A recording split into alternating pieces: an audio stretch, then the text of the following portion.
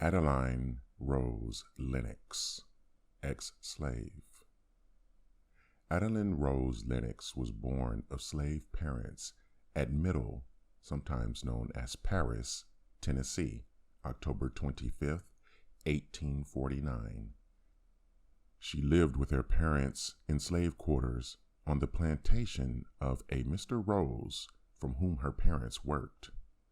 These quarters were log houses, a distance from the master's mansion. At the age of 7 years, Adeline was taken from her parents to work at the home of a son of Mr. Rose, who had recently been married.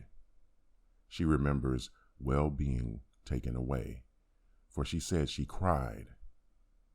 But her new mistress said she was going to have a new home, so she had to go with her. At the age of 14 years, she did the work of a man in the field, driving a team, plowing, harrowing, and seeding. We all thought a great deal of Mr. Rose, said Mrs. Lennox, for he was good to us. She said that they were well fed, having plenty of corn, peas, beans, and pork to eat, more pork then than now.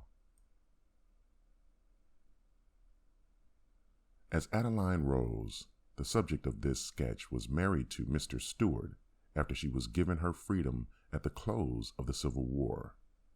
At this time, she was living with her parents, who stayed with Mr. Rose for about 5 years after the war. To the Stewart family was born one son, Johnny.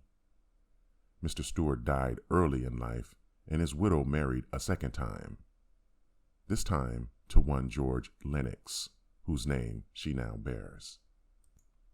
Johnny married young and died young, leaving her alone in the world with the exception of her daughter-in-law.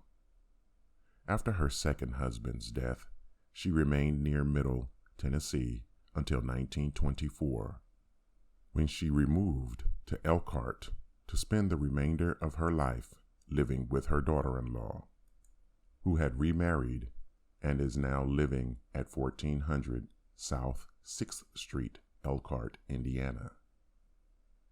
In the neighborhood, she is known only as Granny.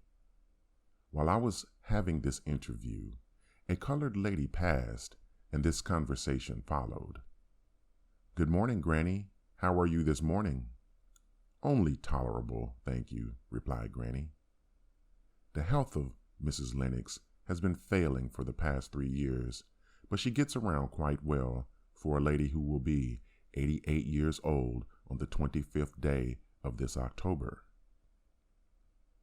She gets an old age pension of about $13 per month. A peculiar thing about Mrs. Lennox's life is that she says that she never knew that she was a slave until she was set free. Her mistress then told her that she was free and she could go back to her father's home, which she did rather reluctantly. Mrs. Lennox smokes, enjoys cornbread and boiled potatoes as food, but does not enjoy automobiles, as they are too bumpy and they gather too much air, she says. "I do not eat sweets," she remarks. "My one ambition in life is to live so that I may claim heaven as my home when I die." There is a newspaper picture in the office along with an article published by the Elkhart Truth. This is being sent to Indianapolis today.